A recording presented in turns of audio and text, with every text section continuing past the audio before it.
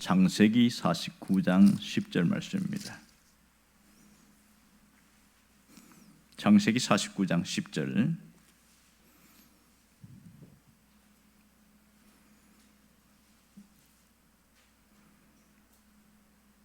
다 같이 읽겠습니다. 규가 유다를 떠나지 아니하며 통치자의 지팡이가 그 발 사이에서 떠나지 아니하기를 실로가 오시기까지 이르리니 그에게 모든 백성이 복종하리로다. 아멘. 최근에 개봉한 영화 중에 노량이라는 영화가 있습니다. 김한민 감독이 이순신 장군을 중심으로 이렇게 3부작 영화를 만들었는데 처음에 2014년에 명랑이라는 영화를 개봉해서 1,000만 관객을 넘었죠. 그리고 가장 많은 인기를 얻었고 한 800만까지 올라간 것 같아요. 그 다음에 코로나 터지는 가운데 한산이라는 또 영화가 나왔고 이제 마지막 노량해서 죽음의 바다 이 영화가 나와 사람들에게 좋은 호평을 받고 있습니다. 그러니까 마지막 전투 해전인 이 노량 해전은 역사의 마지막 길이 남고 있습니다. 왜 이렇게 이순신 장군이 유명하냐? 최악의 조건 속에서 최고의 성과를 이뤘기 때문에 그렇습니다. 온 세계 사람들이 세계 또 특별히 전쟁에 대해서 연구하는 사람들은 이순신의 이 바다 해전에 대해서 상당히 많은 연구를 하고 어떻게 이룰 수가 있을까 하는 정도로 그렇게 생각하고 있습니다.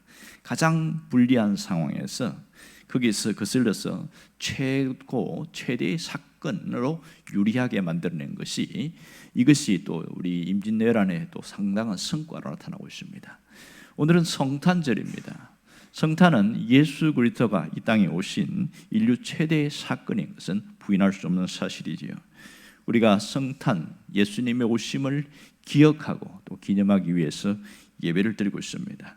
하지만 교회 밖에서는 여전히 성탄에 대한 부정적인 인식이 남아있고 또 성탄절에 대한 것에 대해서도 상당히 부정적인 사람들이 많습니다. 특별히 이단들은 이 성탄절에 대해서 굉장히 부정적인 것으로 가지고 홍보를 하고 있는데 이 성탄절은 예수님이 오신 날이 아니고 날이 아니라 태양절이다 이러면서 홍보를 합니다. 특히 하나님의 교회가 더 그렇게 날뛰는 것을 봅니다. 사람들이 그래서 의문점을 갖는 거예요.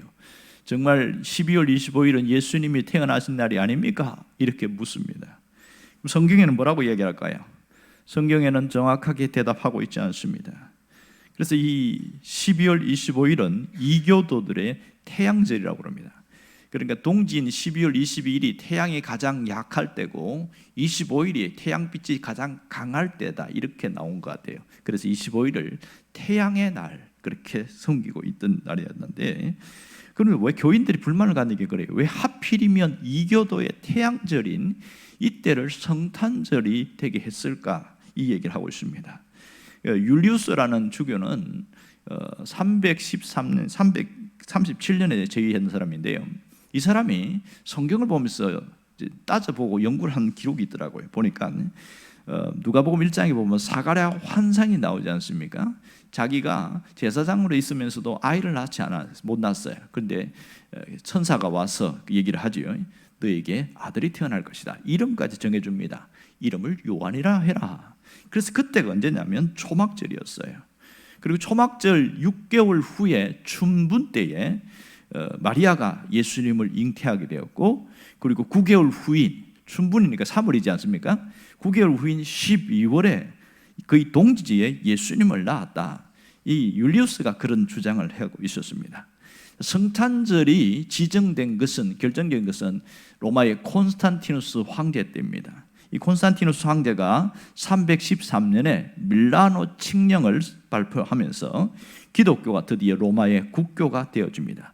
그러면서 12월 25일을 바로 성탄, 예수님이 오신 날이다 이렇게 제정하게 된 것이죠. 물론 정치적으로는 이교도와 기독교를 융합해서 하나가 되게 하려는 그런 의도가 있었고요. 또 왜 굳이 이렇게 불만을 갖고 이렇게 하는 사람들이 있었습니다. 이 12월 25일은 이거는 이교도의 날이 아니냐? 그럴 때에 뭐라고 얘기했냐면 성경을 봐라. 성경에 보면 예수님은 빛이라고 하지 않았느냐, 이런 이야기하는 겁니다. 그 아기 예수님이 오셨을 때에 그 할례 받을 때 시몬 선지자가 뭐라고 얘기했냐면, 이 예수님을 가리켜서 이방을 비추는 빛이요, 이렇게 얘기했고, 예수님 자신도 나는 세상을 비추는 빛이다, 스스로 빛이라고 이야기했단 말이에요. 그걸 근거로 해서 가장 빛이 밝을 때가 언제냐? 12월 25일이다. 이 예수님이 태어난 날 해도 무방하다. 이렇게 해서 12월 25일이 성탄절이 되었다는 겁니다. 세상에 오는 빛이다. 일리 있는 얘기지요. 사실 정확하게 언제인지 그 초대 우리 그 성도들, 그러니까 그 예루살렘 교회에 있는 성도들은 성탄절에 대한 개념이 별로 없었습니다. 중요한 것은 고난과 부활이었어요. 성령 강림, 이런 절기만 중요하게 여겼던 거죠. 우리가 지금 구약에 보면 예수님에 대한 예언이 상당히 많이 나오는데, 예수님의 탄생, 고난, 부활, 여기에 대한 예언들이 상당히 많이 나옵니다. 어떤 사람들은 약 한 300군데 나온다, 이렇게 표현하는 분이 있고, 또 어떤 분은 구약 성서학자인 바톤 페인이라는 사람은 찾아보니까 메시아에 대한 예언이 136가지 나오더라, 이렇게 발표를 한 것을 보았습니다. 우린 지난 시간에 특별 새벽 기도를 하면서 구약에 나타난 성탄 예언에 대해서 자세하게 언급하고 온 적이 있습니다. 제일 먼저 창세기 3장 15절의 말씀을 통해서 바로 예수님이 어떻게 오시냐, 여자의 후손으로 오셨다, 여자의 후손으로 오신 예수님에 대해서 한번 살펴보았습니다. 그리고 다윗의 자손으로 오신 예수님, 또 아기로 오신 예수님, 베들레헴에 탄생하신 예수님, 육신을 입고 오신 예수님, 어제는 임마누엘로 오신 예수님, 구약의 예언이 신약에 성취된 것을 봤습니다. 오늘 마지막으로 왕으로 오신 예수님에 대하여 살펴보고 있습니다. 그래서 이 성탄절인데 갑자기 창세기 49장을 읽을 때 어떤 분은 되게 의아하게 생각한 거예요. 저기에서 무슨 성탄이 나올까? 그래서 오늘 여기서 자세히 보려고 합니다. 10절을 보면 제일 먼저 나오는 게 규가 유다를 떠나지 아니하며, 이렇게 이야기하고 있습니다. 자, 이 말씀 뭐냐면 야곱이 12아들들에게 축복하는 가운데 유다에게 축복하는 한 장면입니다. 그런데 여기서 그 축복의 핵심이 여기 10절인데요. 규가 유다를 떠나지 아니하며, 옛날 성경에는 규를 홀이다, 이렇게 불러놨습니다. 그러니까 홀, 뭐예요? 왕의 홀을 말합니다. 왕의 권세를 상징하는 건데요, 이 왕의 권세를 상징하는 이 규가 얼마나 중요한지는 에스더서에 잘 나와 있습니다. 그러니까 에스더가 왕 앞에 가고 싶은데 못 가는 거예요. 3일 금식하고 가는 거예요. 그런데 만일 왕이 이 금홀을 손을 내밀지 않으면 죽습니다. 그냥 가면은 진짜 죽어버려요. 왕비라도 목숨을 걸고 왕 앞에 나갑니다. 그때 마침 이 왕이 금홀을 내밀어 가지고 에스더가 안 죽었거든요. 이 사건이 성경에 있잖아요.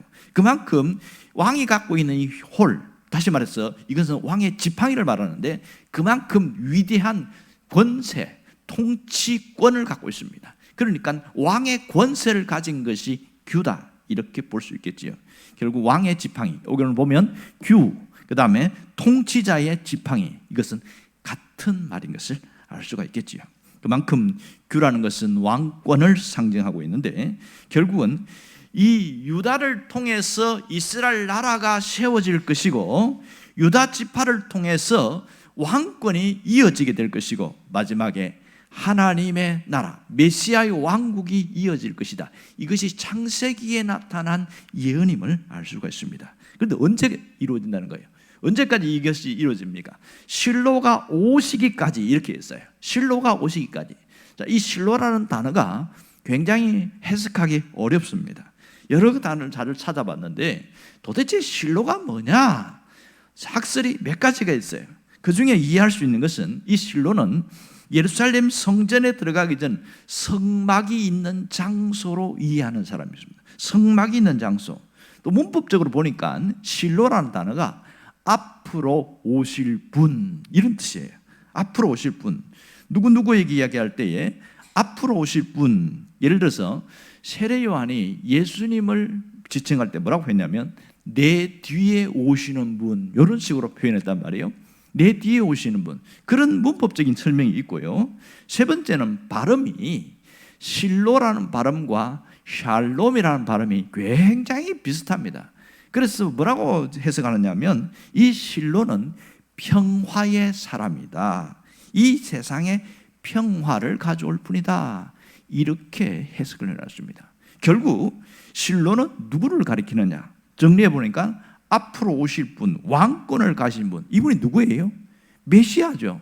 예수 그리스도가 이렇게 오실 거라는 거죠. 결국은 실로가 오시기까지 모든 백성이 그에게 복종하리라 이렇게 말했는데, 이것은 유다 지파를 통하여 메시아가 오실 것, 메시아를 보내주실 것에 대한 약속이요, 예언이었다는 것을 알 수 있습니다. 유다 지파를 통해서 족장 시대에서 왕권 시대로 이어지게 될 것이고, 결국 이것은 메시아로 연결된다는 것이죠. 하나님의 약속이 유다 지파를 통해서 이루어진데, 이 중간 단계에 누가 나옵니까? 다윗 왕이 나옵니다. 그래서 아브라함과 다윗의 자손 예수 그리스도, 마태복음 1장 1절에 그렇게 이야기하잖아요. 그러니까 다윗 왕국이 나오죠. 분명히 이 유다 지파에서 다윗으로, 그리고 다윗에서 예수 그리스도로 이렇게 연결되는 것을 알 수 있습니다. 이 창세기에 보면 메시아에 대한 3대 예언이 나타나 있습니다. 첫 번째는 메시아의 승리를 이야기하고 있는데, 이것이 창세기 3장 15절입니다. 여자의 후손에 대한 얘기 나오죠. 내 머리를 상하게 할 것이며 뱀의 머리를 상하게 한다고 그랬는데, 이건 메시아의 승리입니다. 두 번째는 메시아의 구원입니다. 이건 뭐냐면 내 씨로 말미암아 천하 만민이 복을 받을 것이다. 창세기 22장에 보면 메시아의 구원에 대해서 나옵니다. 세 번째가 오늘 우리 본문인데요, 이것은 메시아의 승리입니다. 바로 창세기 49장 10절 말씀, 이것은 메시아의 승리.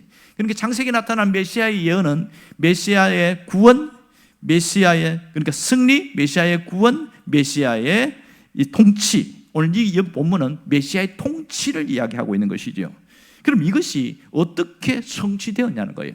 이 구약의 예언이 성취된 것은 마태복음 2장에 보면 자세하게 나옵니다. 마태복음 2장에 보면 예언이 동방 박사들을 통하여 드러나고 있는 것을 알 수 있죠.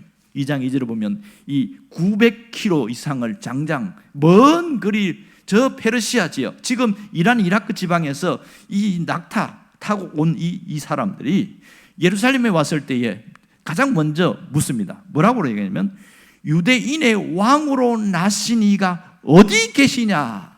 우리가 동방에서 그의 별을 보고 그에게 경배하러 왔노라, 이런 얘기를 합니다. 분명히 이 동방의 박사들은 뭐라냐면 유대인으로 왕으로 나신 이가 어디 있느냐. 그래서 헤롯 왕이 깜짝 놀라는 거예요. 내가 왕인데 누가 또 왕이 태어난단 말이냐. 그래갖고 성경이 뭐라고 하냐면 이 헤롯과 예루살렘 전체가 소동이 일어났다, 난리가 났다, 이런 얘기를 합니다. 그래서 급하게 성경학자인 서기관들에게 야, 메시아가 어디 태어났는지 한번 찾아봐라. 그랬더니 어디 나옵니까? 미가서 5장 2절을 보니까 베들레헴에서 태어난다고 합니다. 그래서 이 동방의 박사들이 베들레헴까지 가서 예수님의 탄생을 보고 거기서 세 가지 예물 드렸잖아요. 황금과 유향과 몰약을 드리면서 경배하였더라. 여기 분명히 메시아가 왕으로 오신다는 것이 성취되었잖아요. 이것을 통해서 우리는 정확하게 이해할 수가 있습니다. 자, 오늘 여기서 깨닫게 되는 중요한 교훈이 있습니다. 그것은 예수 그리스도는 우리의 메시아, 우리의 구원자로 오셨다는 사실입니다. 그분은 왕권을 가지고 우리를 통치하러 오신 분인 게 분명합니다. 그러므로 누구든지 그리스도를 영접하는 자는 예수님을 내 인생의 왕으로 모셔드려야 된다는 거죠. 이게 진짜 신앙이거든요. 예수님을 내 삶의 왕으로 모셔드릴 수 있어야 한다는 것이지요. 왕으로 모셔드린다는 게 무슨 말이에요? 그분께 전적으로 순종하겠다는 신앙적 결단과 행동을 말하고 있지요.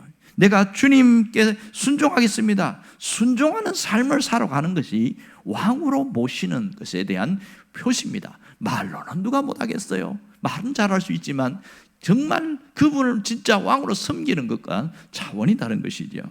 여러분, 성탄절은 왕으로 오신 메시아를 잊지 않고 되새기는 날입니다. 정말 내 인생의 왕으로 오신 그분을 그렇게 진짜 믿고 있느냐? 이게 굉장히 우리에게 고민입니다. 요즘은 잘 안 놉니다만은 코로나 이후에는 별로 안 나타나는데 옛날에 소극장에서 연극을 많이 할 때에 성탄절만 되면 하는 연극 중에 두 가지가 있는데 하나는 빈방 있습니까? 이런 연극이고 또 하나는 지저스 크라이스트 슈퍼스타 그런 그 연극이 굉장히 화려했고 영화로도 한 번 나온 적이 있는데요. 지저스 크라이스트 슈퍼스타 여기 보면 예수님은 우리의 슈퍼스타다 우리의 영웅이다 뭐 그런 얘기 메시지가 담겨 있어요.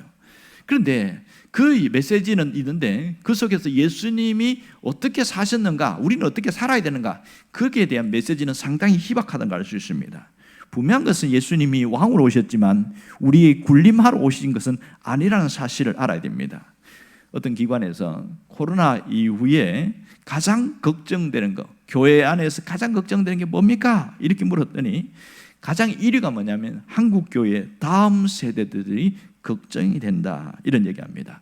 한국의 인구 감소가 인구 절벽으로 이어지고 그렇게 해서 교회에도 수많은 타격을 입게 되는데 다음 세대가 걱정된다 이렇게 이야기합니다.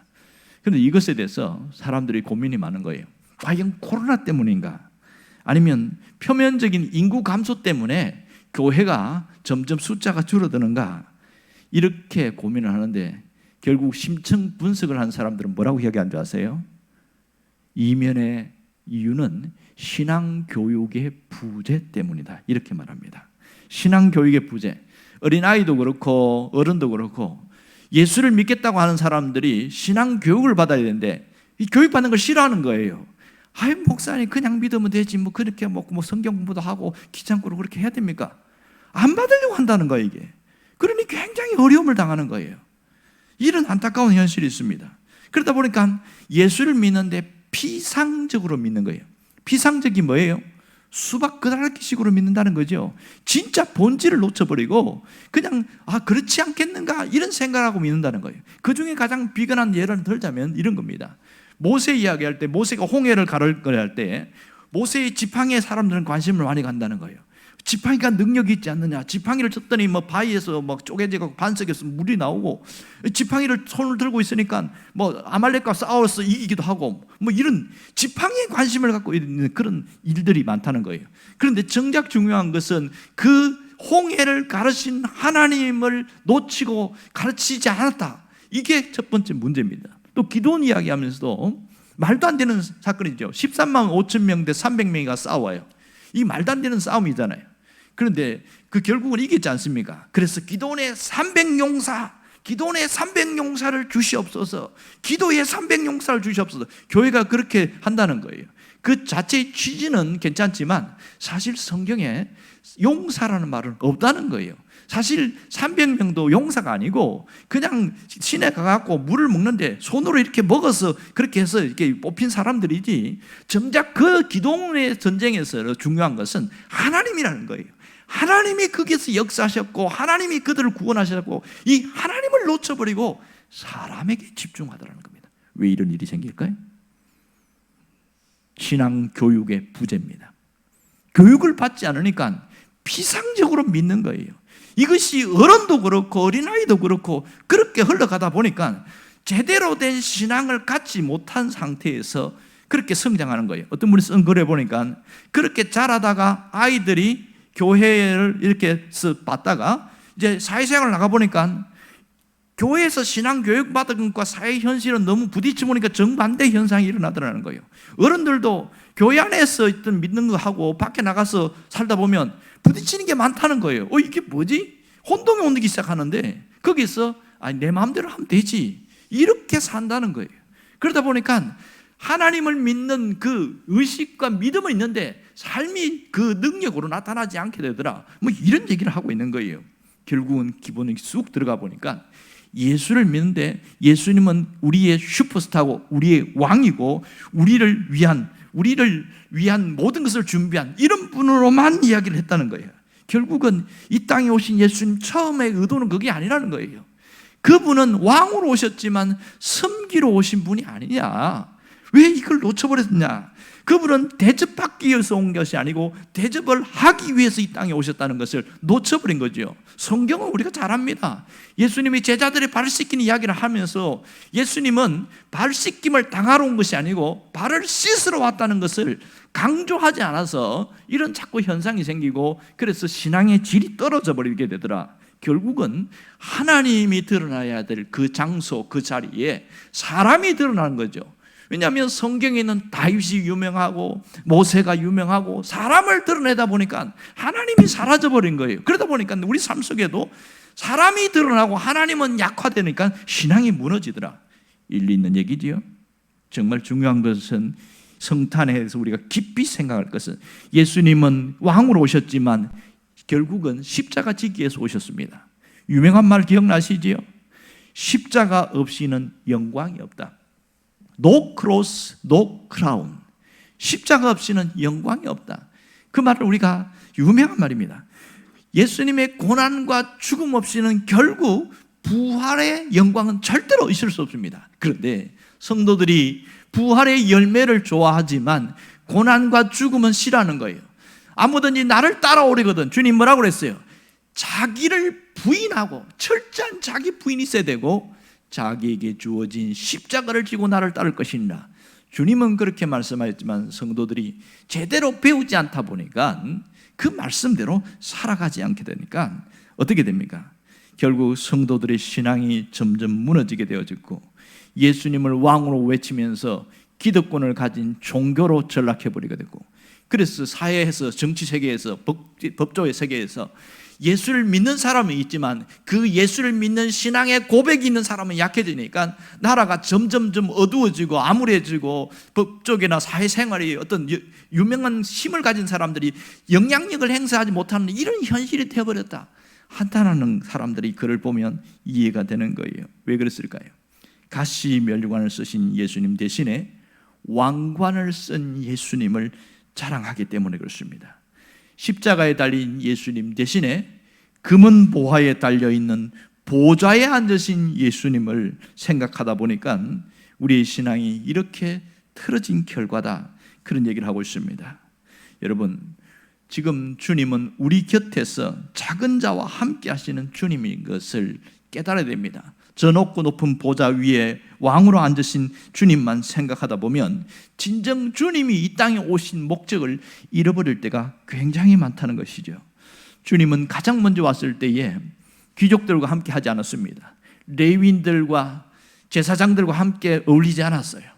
가장 무시받고 멸시받는 그런 세리들, 창녀들, 소외되어 있는 사람들, 가난한 사람들, 병든 사람들에게 먼저 찾아가셨습니다. 여러분, 주님은 이 땅에 왕으로 오셨지만 왕 대접 받으려고 한 적은 한 번도 없습니다. 이걸 놓쳐버리면 구원도 개인 구원으로만 빠져버리는 경우가 굉장히 많습니다. 다른 사람이 죽든지 말든지 지옥 가든지 말든지 관심 없는 거예요. 나만 구원받으면 되고 나만 잘 믿으면 되고 여기서 싹 끝나버리는 거예요. 왜 이렇게 됐습니까? 주님이 이 땅에 오신 목적을 놓쳐버리니까 내 옆에 있는 사람이 지옥 가는 거 뻔히 알면서도 그 사람을 위해서 기도도 하지 않고 관심도 갖지 않고 한 번도 전도하지 않는 것은 이렇게 전락되어 버리는 안타까운 현실이다. 어떤 분이 그런 얘기를 하고 있습니다. 맞는 얘기지요? 또한 어떤 일이냐면, 돈 때문에 힘들다고 주님 나에게 돈다발을 던져주시면 좋겠습니다, 그런 기도만 하는 사람들이 있다는 거예요. 우리 교인들은 그렇다는 게 아니고, 이러다 보니까 기복주의가 나쁘다는 것을 알지만 자기 삶과 속에서 기복주의가 싹 스며들어 있는 그런 모습들이 우리의 신앙을 갉아먹고 있더라. 이게 우리가 처한 현실임을 이야기합니다. 여러분, 성탄절에 다시 기억할 것은 왕으로 오신 예수님이 어떻게 살기를 원하는지를 고민해 봐야 됩니다. 그건 단순합니다. 주님처럼 주님의 모습을 닮아가려고 하면 됩니다. 닮아가는 게 시작은 뭐예요? 흉내부터 내는 것이겠죠. 예수님이 이 땅에 오신 것은 주인공으로 오려고 하는 게 아니었습니다. 죄인들을 섬기기 위한 비천한 종의 모습으로 찾아오신 것을 놓쳐버리지만 안 됩니다. 그러므로 예수님을 따르는 자는 누구든지 주인공이 되려는 그 욕망을 버려야 합니다. 교회 안에서 내가 주인공이 되려고 하면 교회에는 분쟁과 싸움과 다툼이 일어납니다. 내가 주인공이 되려고 하다 보니까 누가 나에게 칭찬 안 해주면 시험이 들어버린 거예요.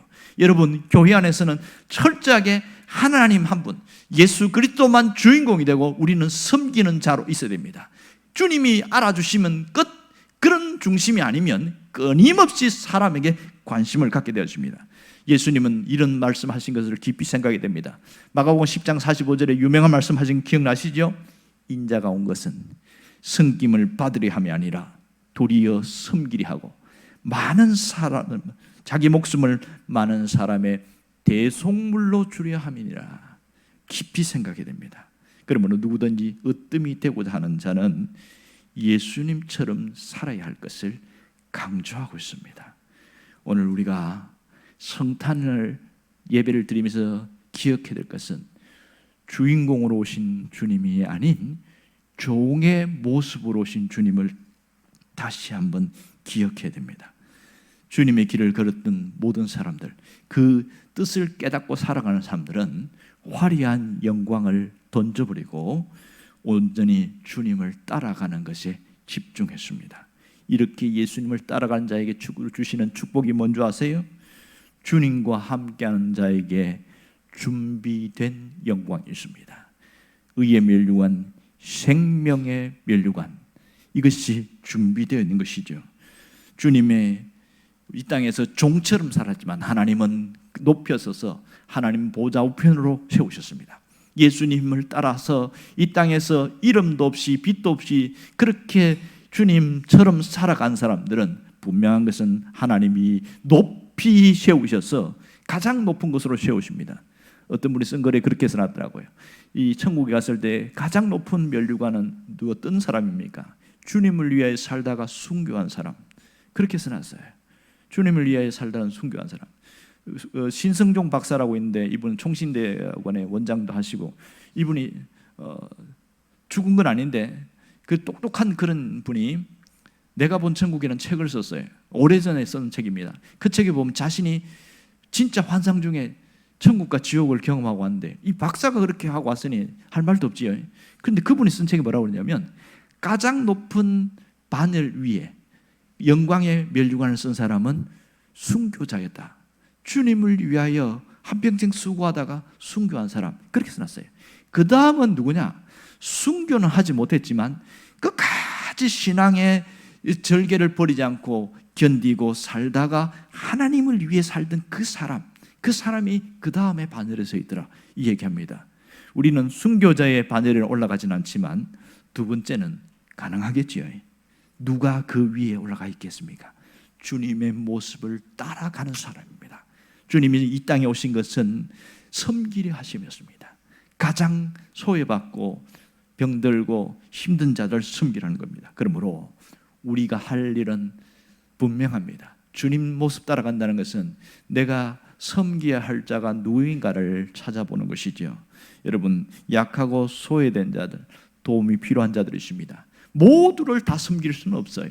하지만 내 주변에 있는 누군가 한두 명은 도울 수 있고 섬길 수 있고 그분을 위하여 기도할 수 있습니다.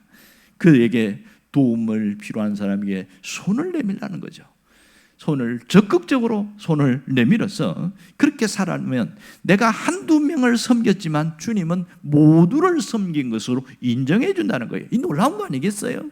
우리가 지구에 있는 모든 사람들을, 이 땅에 우리 한국에 있는 모든 사람을 섬길 수는 없습니다. 하지만 내 주변에 있는 누군가 도움이 필요한 사람은 섬길 수 있다는 사실이죠. 그 작은 나눔, 작은 섬김 그 자체가 주님을 따라가는, 주님을 닮아가는 사람의 모습인 것을 알 수 있습니다. 그런 자에게 주님의 축복과 주님의 칭찬은 분명합니다. 착하고 충성된 종아, 네가 작은 일에 충성하였으니 많은 것으로 내게 맡기리니 내 주인의 즐거움에 참여할지어다. 여러분이 그 주인공이 되시기를 주의 이름으로 축원합니다.